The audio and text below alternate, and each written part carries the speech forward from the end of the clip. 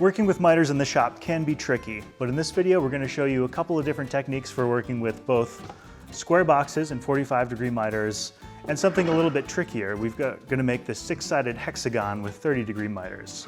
We'll show you a couple different types of glue and some different clamping techniques so you can be successful in your shop. Let's get started.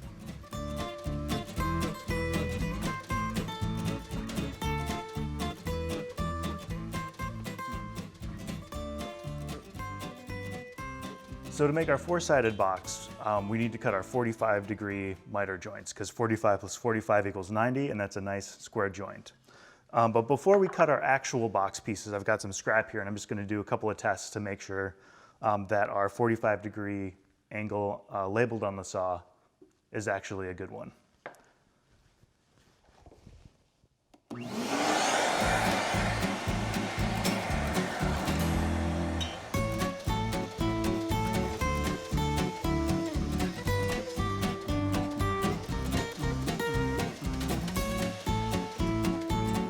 Make sure we've got a nice square joint here. And yeah, I'd say that looks pretty good. Now we'll cut the real ones. I've cut my sides to the same length. I'm gonna reference the cut off the cut line on my sacrificial fence. That way everything stays the same length after we miter them. We also want to keep in mind that we want our good face, our outside face of the box, facing the fence. So I'll go ahead and cut my 4 side pieces, and then we'll head back to the bench to do our dry fit.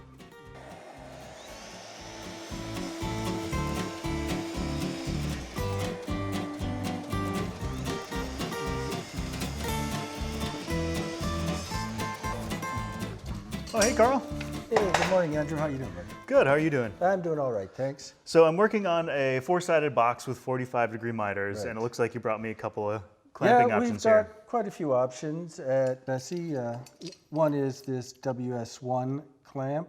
It's great for shallow frames, clamping them up for 90-degree angles. On something with a high side like what we're doing here today, you would, require 2 of these, one on the bottom and one over top.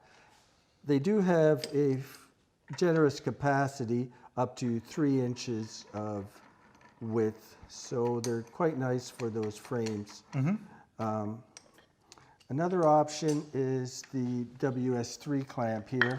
A nice feature about it is it's demonstrated in this piece that comes in the packaging, this little square. You notice that it's dissimilar size pieces. Oh, so you've got a thin side and a thick side. Yeah, and it's also open for a pass-through butt joint, as well as great for miters. That's very cool. This is very good clamp when you're doing large boxes, one on the bottom, one over the top, and keeps everything nice and square.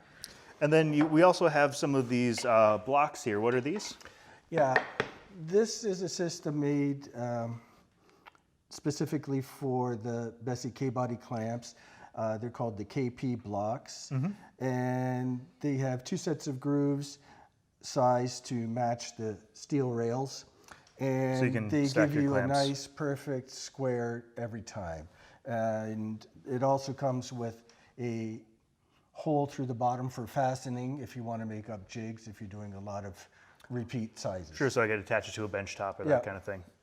Very cool. So I think this is the system we're gonna go with for my box here. I played with it a little bit to dial in the size. Get our sides in there. And then you just kind of wanna snug up the corners a little bit? Snug it up. Okay. With the screws backed out all the way to give you a lot of room for, adjustments. And I just messed that up for you. Here we go. And as you start to tighten, you just alternate between the clamps and you just watch your 4 corners.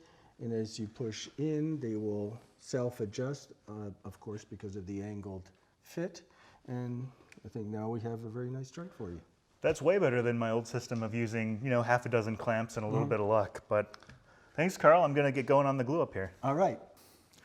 So Bob, when I'm doing a mitered glue up or something that's a little bit trickier, I usually go for Titebond 3 because I've got a longer open time. But it sounds like there might be a little bit of a better idea here. Well, we have our Titebond Quick and Thick. The Quick and Thick is designed for mitered or end grain gluing.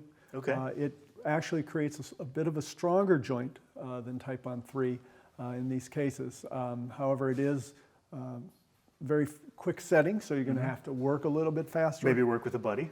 Yes, that always helps, especially if you've got a large number of corners. The other thing that this is great is it's very thick and so won't run.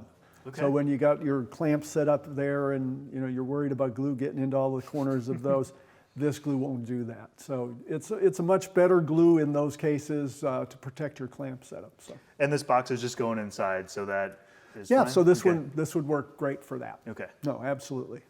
And then, so what are some things I should keep in mind when I'm doing a mitered glue up here? Well, the miter joints, you got to understand there's a lot of structure to that. So kind of like gluing the ends of straws. Yep. And those straws love to pull moisture away, wick it away from the glue line. And so glues tend to dry fairly quickly. And you can starve the glue joints there. So you want to make sure that you get enough glue on. Say if we're going to use Titebond 3, we'd want to put some glue on, let it set a little bit, Sure. kind of prime those edges, and then put a little bit of extra glue on just before we're ready to set them in there. This will have to work a little bit fast, so we're going to work in tandem, I guess, on this one. So you ready to go? Yeah. So are we putting glue on both edges of the We're going miter? to have to put glue on Okay. both edges on this. That should be enough. We'll spread them with the glue brushes. Okay. And get those edges nice and wetted with the glue, and then when we get them pushed together, we'll have a little bit of squeeze out, but that should be easy to take care of with this glue. Let's do it. Okay, great.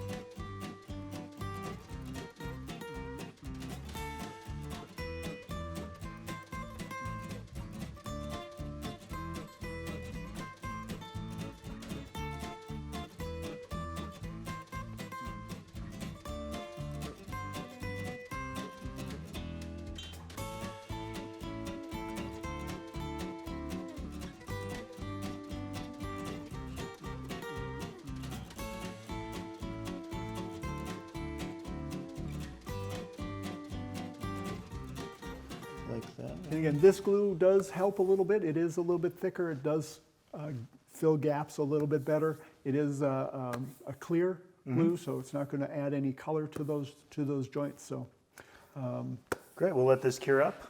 you let and that then cure up. we'll clean them up. Yeah, in this particular case, even on the corners, a straw or something like that can be used to just scoop that out at this point in time. The glue's pretty thick. It doesn't soak in quite as much as those, so you can clean this up a little bit earlier than, say, you would with the lower viscosity wood glues. Great. Okay? To make our six-sided frame a hexagon, we're going to need to cut 30-degree miters. That way, each 30-degree miter will add up to a 60-degree angle. 60 times 6 hexagon is 360 degrees. That way, we've got a fully enclosed frame. Now, we're going to adjust our miter saw to our 30-degree cut. We went ahead and did that already and made some test cuts to verify it's accurate. And then we're also going to make sure we reference off the inside of our cut line here. That way, all of our pieces stay the same length and have the same angle on them. So now all we have to do is go ahead and make our cuts.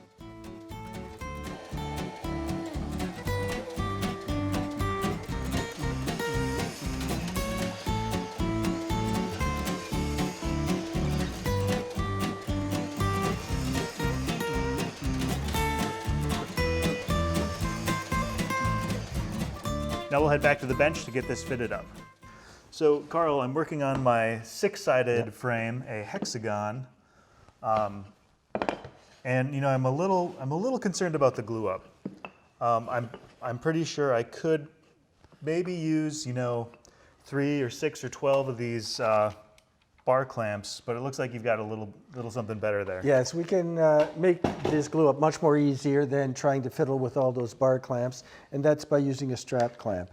Our VAS 23 has the 23 indicates that it has a 23-foot capacity. Okay. So that's the that's a large circumference of your workpiece, up to 23 feet.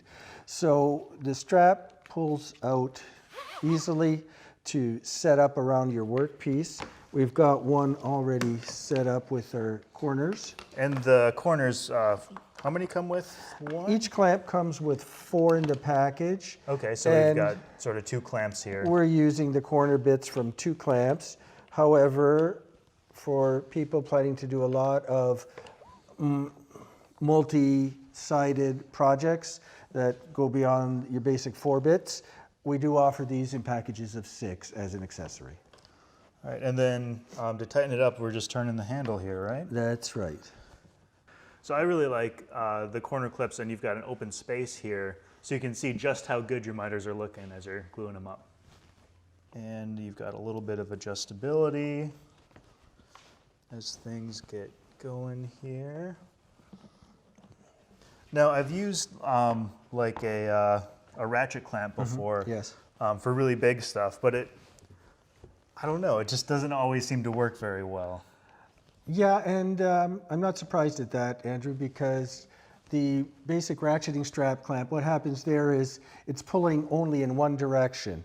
Whereas here, when you're tightening up the clamp, it's pulling evenly on both ends of the strap so as to not skew your workpiece. Great, and you know, these miters are fitting mighty tight. I wonder who cut them. Must have been Andrew. All right, so now I just need to apply some glue and we'll have a frame. All right, that's great. So Bob, I'm clamping up my hexagon frame here. I know we've used Quick and Thick before, but I'm thinking... Yeah, this one's going to be a little bit, I mean, we've got, what, 6 and then 12 sides. So we're probably going to need a little bit more open time and working time on that. So at this point, I think we're going to go ahead and choose the Titebond 3. That's going to give us 20 to 25 minutes to get this together. I know we're teaming up on this one, but when you're alone doing these things, when the glue starts hitting the wood, that can put a little excitement in there. So, so we want to make sure we apply a nice liberal amount of glue. And you don't want it dripping off, but you want to get enough so that if it does dry a little bit, again, this is going to dry a little bit slower, so we'll be okay, but you want to make sure that there's enough that the glue joint isn't starved. All right. Okay? Let's do it. Let's do it.